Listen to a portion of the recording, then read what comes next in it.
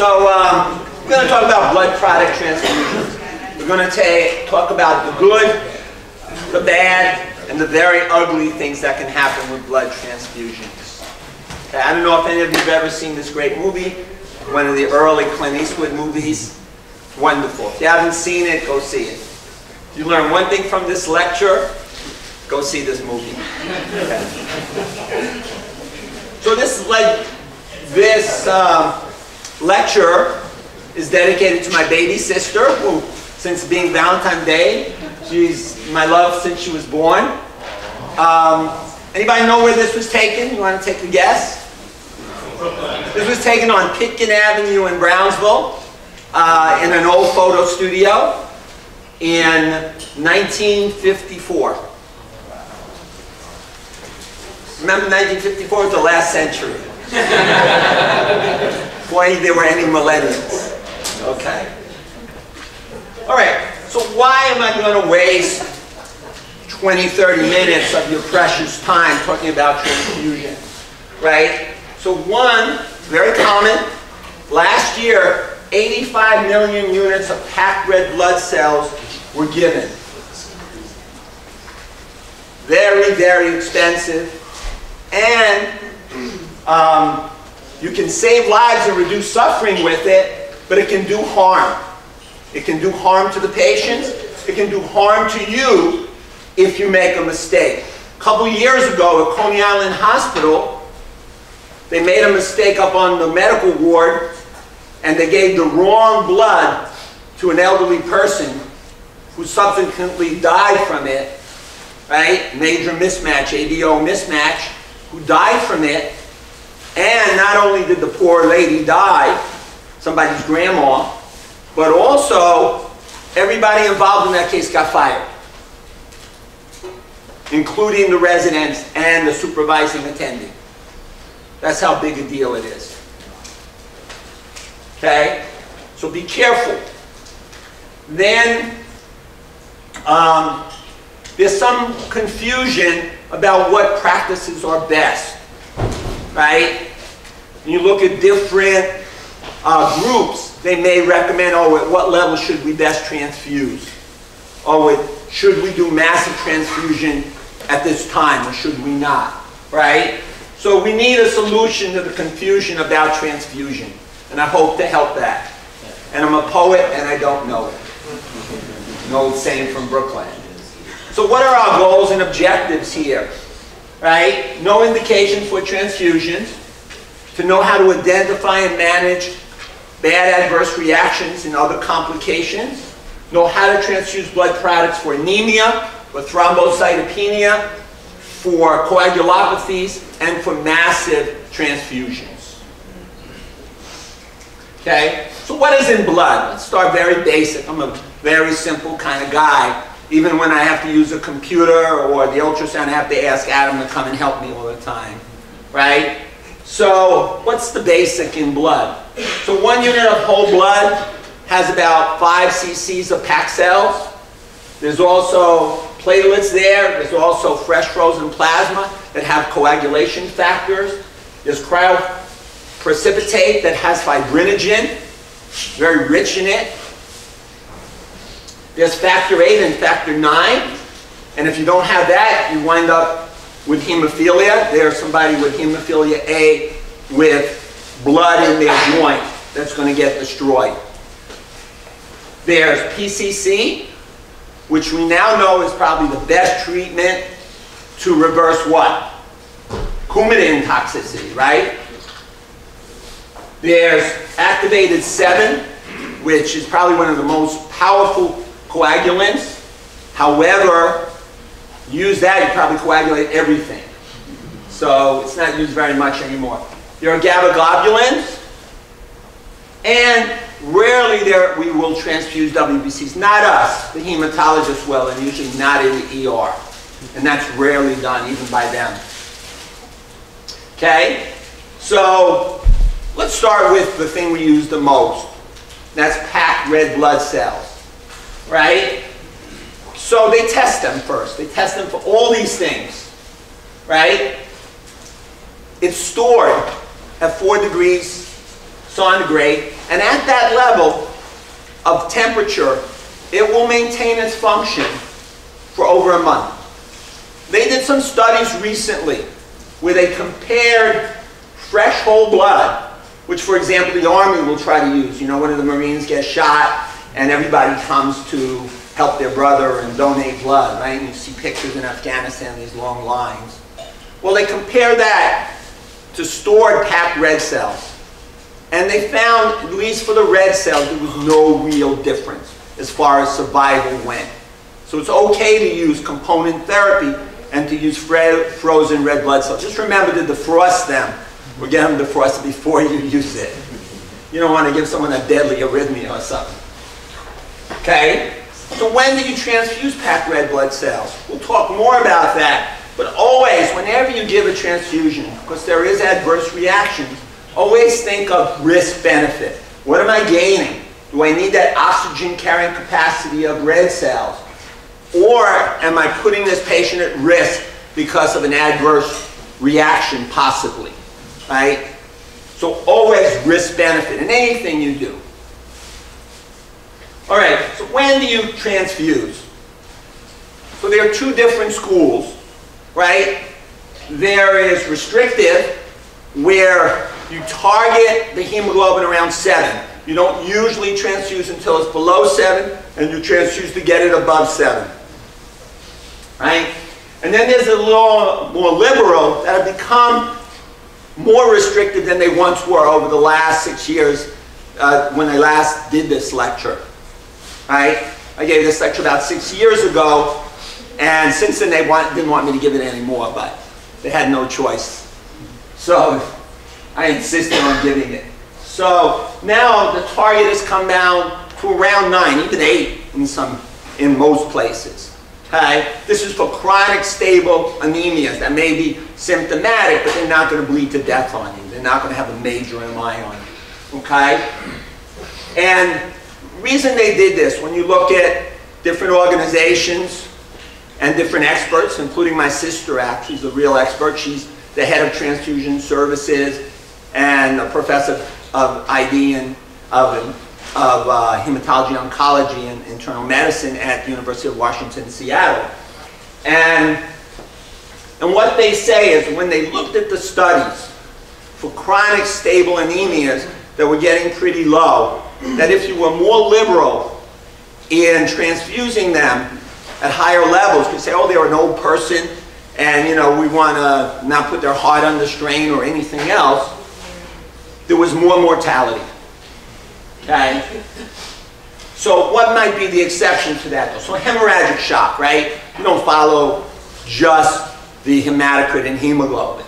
They're bleeding to death. You follow how much blood is coming out. What are their vital signs?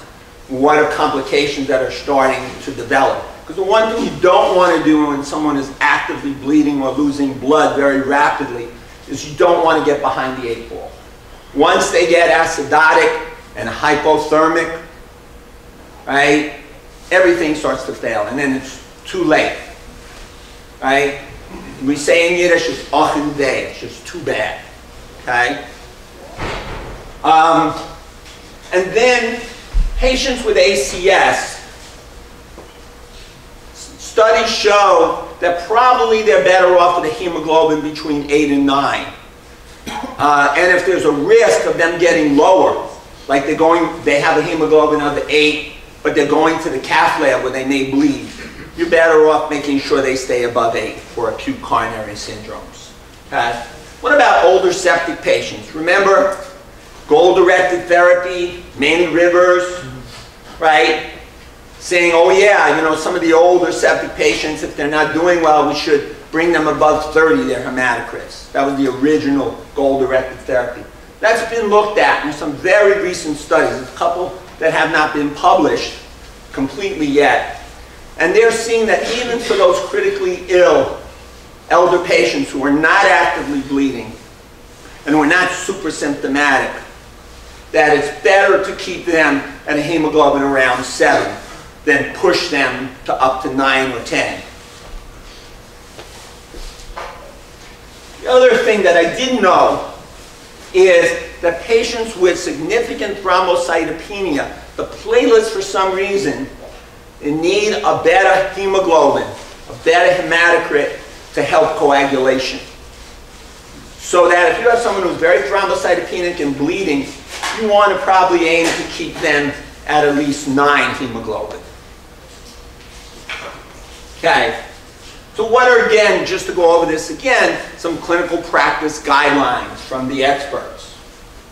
So transfusion is obviously indicated for hemorrhagic shock, right? And we're good at that, or you guys are good at that, right? Restrictive strategy, triggering a hemoglobin of less than 7 to start transfusing, is good for a stable anemia, except for acute coronary syndrome. You probably want to push them between 8 and 9. Transfuse 1 unit at a time, except for hemorrhagic shock, right?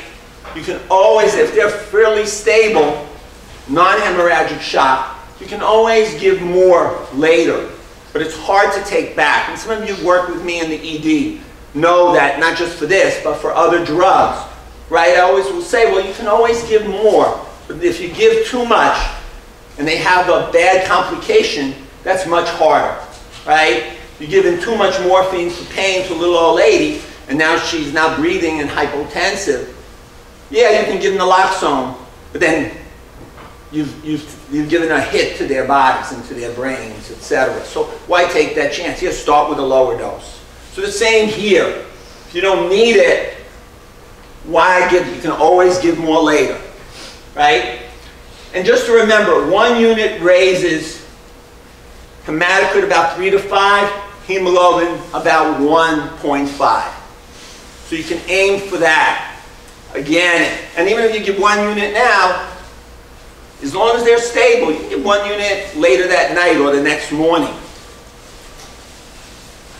Right. So what kind of packed red blood cells do you need to transfuse?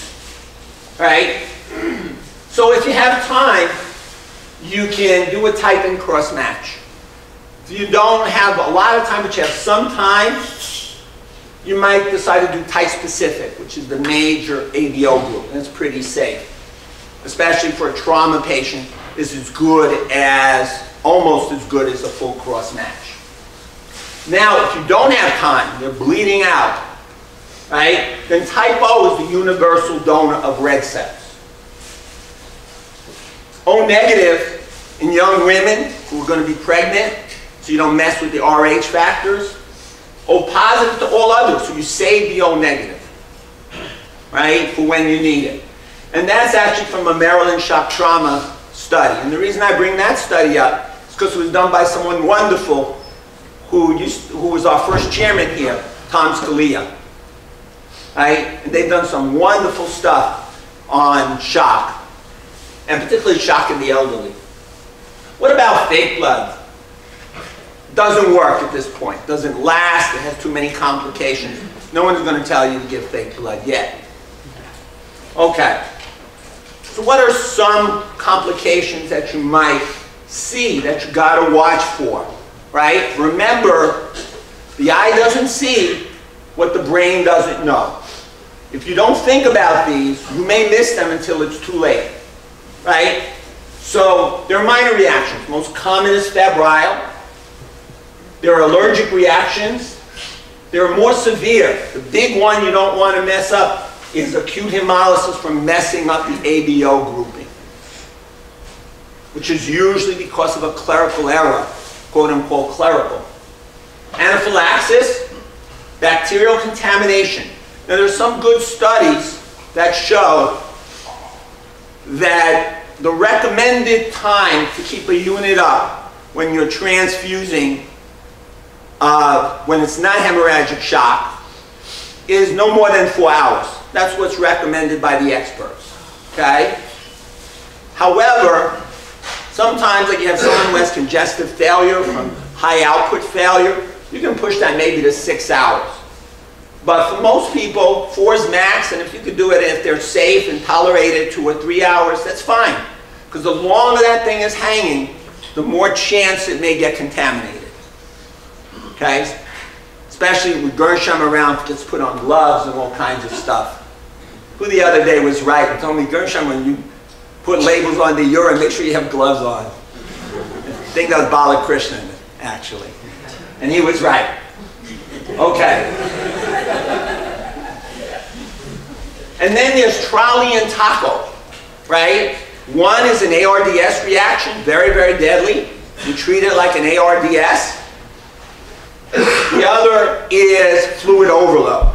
And another pearl that I have learned, that if you have someone who is fluid overloaded, but they're fluid overloaded because they're extremely anemic and their heart is failing, right? You need to transfuse them because they need those red blood cells to carry the oxygen, even though they're hypervolemic, right? You always see what is the volume status.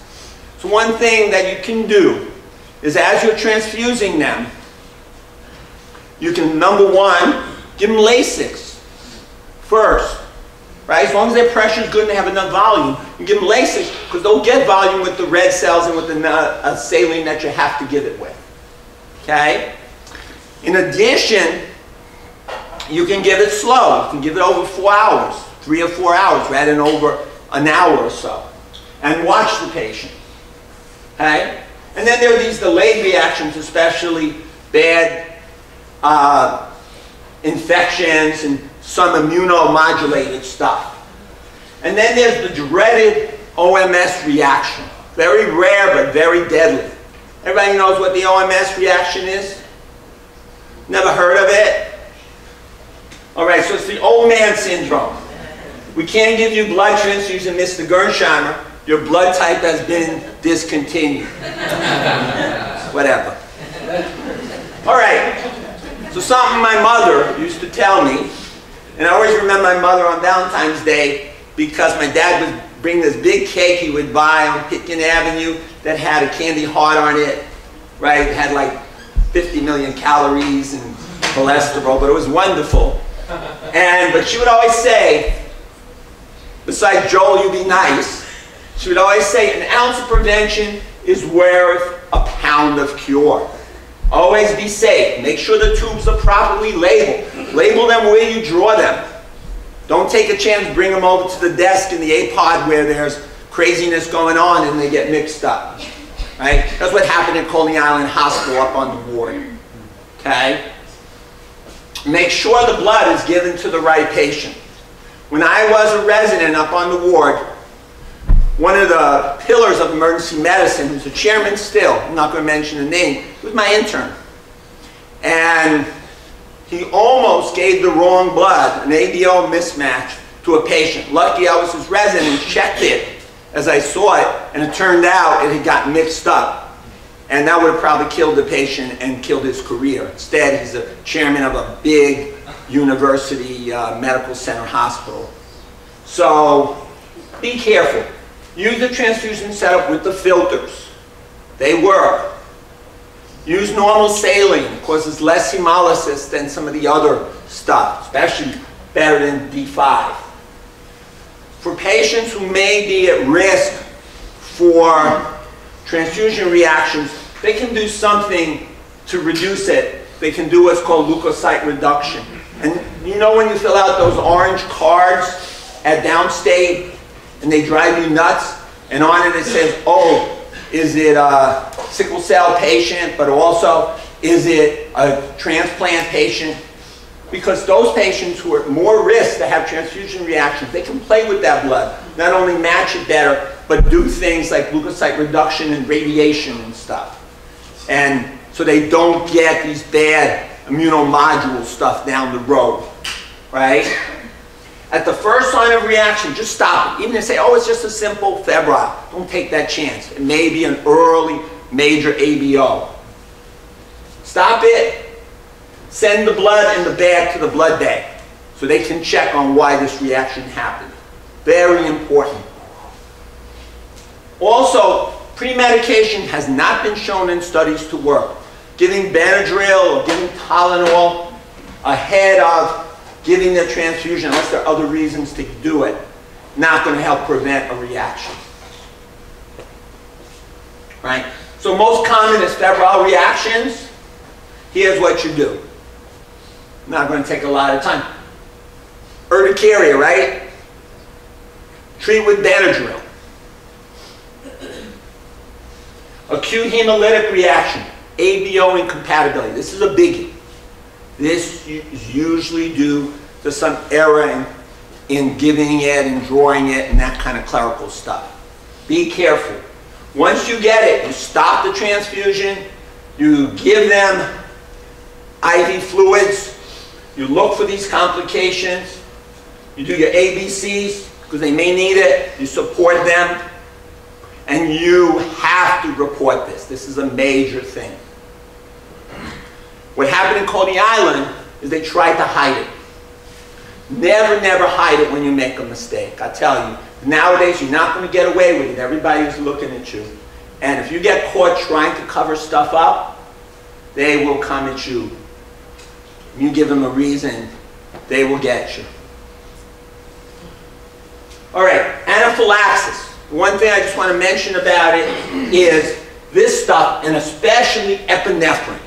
Your friend for anaphylaxis, right? Give it orally, give it IM, unless they're in deep shock and then it might not work IM, then you got to give IV. But always start with IM, epinephrine, right? Bacterial contamination. Both, you see this with packed red blood cells, and even worse with platelet transfusions. So watch for it, and if it seems they have an infection, you're going to have to culture them and give them antibiotics. All right? Transfusion-related acute lung injury, trolley. This is kind of an immune reaction kind of thing and gives ARDS. Treat it like an ARDS. Right? Then there's taco. Right? When I was a kid, there used to be on East New York Avenue trolleys. And there was a wonderful movie down in Brownsville where it met East New York, that right by the Ambassador movie theater was these wonderful trolleys. Right? Now you see, if you go there, there's no more movie theater, but there are these cheap taco places. Taco Bell is all over the place down there. Anyway, taco you treat like fluid overload. Okay, and then there are delayed reactions. All these bad infections you can get. They become less, but you still, if it's you, it's 100%. Or it's your patient, it's 100%. So again, don't transfuse too lightly. Make sure the blood is, you know, really clean and all that stuff, especially overseas in some of the poorer places. You've got to be very careful of the transfusions. They still, in some of those places, do not screen as well as we do here. And one of the biggest shames that ever happened is Arthur Ashe, who had hemophilia. He got transfused. Everybody knows Arthur Ashe is, right? All you have to do is walk that way. And there's a thing named after him. No, it's that way, right? Like that way. Wonderful guy, soldier, and one of the greatest tennis players ever. He had hemophilia. He got transfused before we knew about screening for HIV, and he died from HIV. Not from drugs, died because he needed transfusions. Right? Then there are some delayed reactions, and here they are. I'm not going to go into them, or else Maurice is going to start yelling at me. Some more delayed reactions. Okay, what about platelets?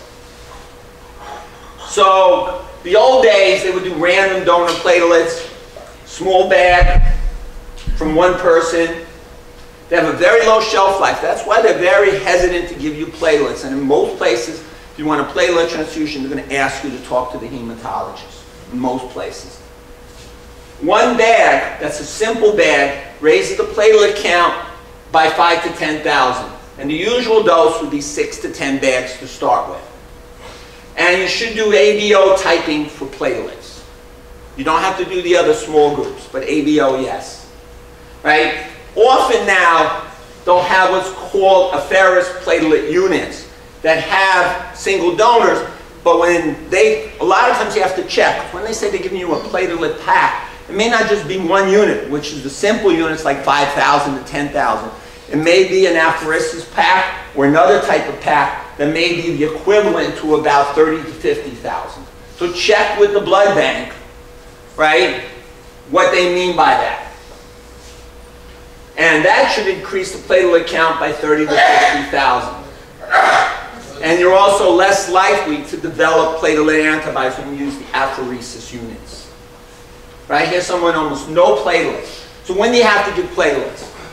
Platelets, if you have less than 50,000 with active bleeding, right? Bleeding in a place that you're worried about, the brain, the GI tract, right? Also, with massive transfusions, depending on when you start. If you know the guy's bleeding, you start it right away. If not, you may wait till you've given him pack cells for a while, right? If it's slower bleeding, right? Or you become more aggressive in starting the massive transfusion protocol. And that should be based on your patient, not on any rule, right? If the platelets are less than 10,000, especially if they're due to malignancies like lymphomas and leukemias, and they're all on chemotherapy, then, especially brain bleeds, then when they get down to 10,000, even before they bleed, most people will start giving them platelets. For ITP, some people wait till they're down to 5,000 unless they have a major bleed. Then all bets are off. If they have a major bleed, platelets less than 50,000, you hit them hard. With a major bleed, bring them up to 100,000. Okay, fresh frozen plasma, right? Full of clotting factors. It is a universal donor, if it's from an AB positive, for the clotting factors, right? Not for red cells, but for clotting factors. The problem with fresh frozen plasma, it has a lot of volume. You give that, a lot of it to get enough clotting factors, and a little old lady who has renal failure or who has CHF, you're going to get in trouble. That's the problem with it. Right? Here are the indications. And especially for massive transfusion, you've got to be part of it. Right? You need those clotting factors. Right? Cryoprecipitate, full of fibrinogen. Right? And especially with a massive transfusion, if they're not doing well, it's something to throw in. In some of the big centers, like where my sister is, University of Washington, Seattle, they can check for fibrinogen like that. So if someone keeps bleeding, they'll check it like that, and they'll start giving them cryo, as well as the thing we're going to talk about. Factor 8 and factor 9 for hemophilias, right? What holiday do we celebrate factor 9? Christmas. It's the Christmas disease, right? And you should all know how to calculate how much you need. I'm not going to go over that. It's actually in one of the articles today. Okay, PCC, right? Contains all these factors. It is the drug of choice for supertherapeutic Coumadin, right? We used to say fresh frozen plasma. I have a little old lady with CHF who was put on Coumadin for AFib and now has a brain bleed or is bleeding all over the place. You say, oh my God, I got to give a lot of fresh frozen plasma. And they start to go into CHF. Well, PCC, especially the 4, the newer one that we have at UHB, that is great, right? We have all those little old ladies and little old men on Coumadin, right? We have a good antidote. Yes, you got to give vitamin K. Can take 4 to 8 hours to work. Yes, if they're bleeding a lot, you got to give blood. But PCC is the way to go when you're in trouble there. Better than fresh frozen plasma. Safer. All right? Factor 7, nobody really hardly uses it except if they're desperate. They're bleeding, nothing's working. Then you can throw it in, but they may start clotting all over the place. So you've got to be careful with it. Right? So what about the massive transfusion protocol? So here's the definitions of massive transfusion. The best thing is look at your patient. They're bleeding out a lot. Right? They're hypotensive after a couple after a bunch of saline and some units. Don't wait. Say, look, you know, this is bad. Again, as Bob Dylan said, you don't have to be a weatherman to know which way the wind blows, right? You could be an old, dumb guy like me, but you see they're bleeding out in front of you, right? And you use it for all these things. Yes, some of these things have not been studied as well. They're bleeding to death. You got to do something. Massive transfusion protocol is a good way to go for any of these three things, all right? Because if you don't, you get dilution, you get hypothermia, you get acidosis, and they die if they keep bleeding, right? Got to stop it. What's preferred by most experts, by most, 1 packed red blood cells to 1 FFP to 1 platelet unit. Again, remember, the apheresis or platelet pack may contain 4 to 6 units. So you got to ask your blood bank, because if that is it, then you can wait a few more rounds before giving a whole pack, right? Because it's worth 4 to 6 packs. So check that. They did a study where they compared 2 to 1 to 1 versus 1 to 1 to 1. And they found there was no increased mortality from 1 to 1 to 1. Right? 1 to 1 to 1 was just as good. And it cost less, but even more important, there was less adverse reactions, even if there was less, if the mortality was the same. So most experts, and there's a nice article on that from the trauma surgeons, will say 1 to 1 to 1, with the platelets one being a simple unit. Also, TXA or Amicar, right? They're bleeding, use it. We even used it the other day for a nosebleed. I think Juliana was with me, right? Were you with me with the nosebleed?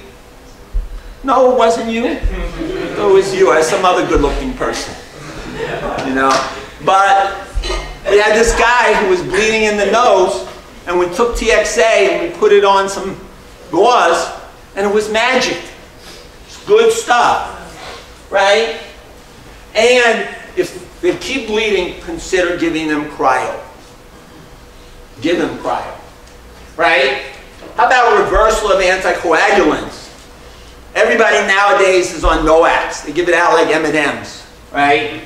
In fact, in that candy I bought, there's some rivaroxaban hidden in there and some Coumadin hidden in there. Somebody starts to have nosebleeds, you know, Schechter told me to do it. So for warfarin, vitamin K, FFP, even better than FFP, PCC now, right? For heparin, protamine, for low molecular weight, heparin hard, but I try protamine. For NOACs, the Bigatran right now on the market is the only one on the market. The others are being developed. They're pretty close. In Europe, they have them already. The Bigatran has an antibody you can use, and we have it. For antiplatelet agents, you can get platelets and AVP. For fibrinolytics, you can give Amicar or TXA, and you can give cryoprecipitate or FFP. Right, so in summary, transfusion of blood products is life-saving. However, you know how to do it and when to do it. Right? Don't overdo it. It can cause life-threatening reactions. You need to know how to recognize and manage these reactions, both for your patients and for your license. Okay? And you know how to reverse anticoagulants. And if anybody wants some broccoli or other source of vitamin K to reverse the Coumadin I put in the Hershey's, just come and see me. Okay? Any questions? Yeah? Downstairs the other day had a patient with a STEMI who looked very pale, just on his general appearance. And he went to cath lab, but we were kind of asking ourselves if we should be aggressively trying to get blood in him really quickly. But before we even had a hemoglobin, he just looked anemic. So I was just wondering what your thoughts were.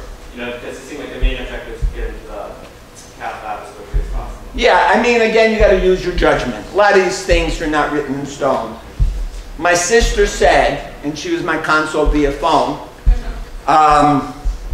that at the University of Washington, Seattle, where she's actually head of transfusion services, she says they aim for about 8.5, if they can get it. They have a nice setup there, and they can get the hemoglobin like that. They, you know, right there in the lab. They have a lab next to it and stuff. So you have to use your judgment, right? And if you think the main thing is the stemming, they may be pale because of the stemming. Now, one good thing, I'm glad you brought this up, is if you have somebody who has what looks like a stemming or some kind of ACS, unstable angina, they look pale to you, make sure you check them for bleeding, because then I would not give them anticoagulants that you're going to need for the cath lab, right? So always do that, right? There's only 2 reasons why you can't do a rectal, right? We don't want to do it on everybody, I agree. But the 2 reasons are you don't have fingers and they don't have an anus. That's the only reason. Even in MI, no study has ever shown that you're going to cause a worse MI by looking for melanin. Seriously. So, that's what, I'm glad you brought that up. Because every once in a blue moon, you see someone who's having chest pain because they've gotten so anemic or so hypovolemic. So use your judgment. Check. Make sure they're not bleeding. I think if they're actively pouring out in front of you or bleeding, that would, you don't take them to the cath lab. You save their life. Consideration, but unless you're not seeing that, it's hard to, because blood is test complications. Yeah, you just got to be careful.